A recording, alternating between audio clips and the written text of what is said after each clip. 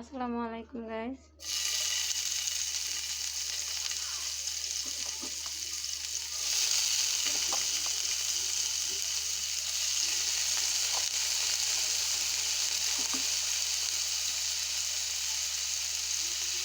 পেঁয়াজের এখন অনেক দাম চলছে, তাই অল্প করে পেঁয়াজ দেই।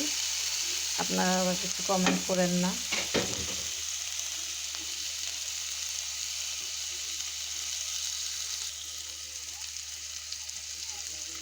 আমি সুমনা কিচেনে আপনাদেরকে স্বাগতম। এই দেখুন ডাঁটা শাক ভাজি করব। ডাঁটা শাক চিকন চিকন করে কেটে নিয়েছি। ডাঁটা বা মাইলা শাক ভাজি করব।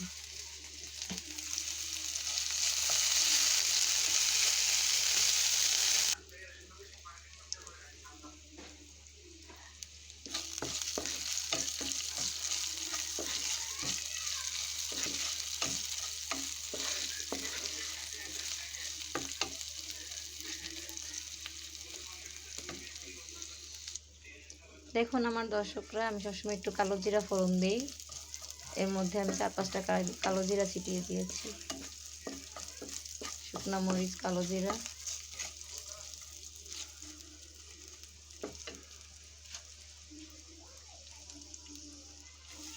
ডাঁটা শাক দিয়ে দেবেন।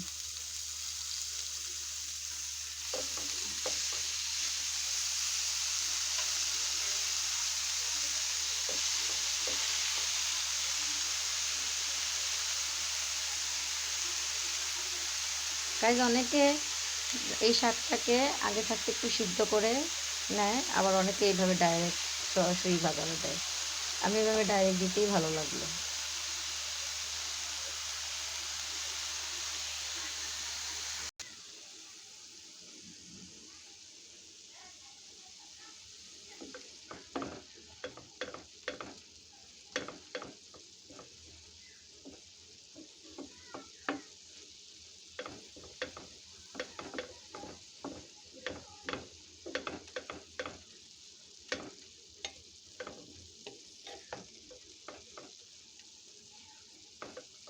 ডাঁটা শাক কি সুন্দর ঝরঝরা হয়ে গেছে, মাশাআল্লাহ, আলহামদুলিল্লাহ।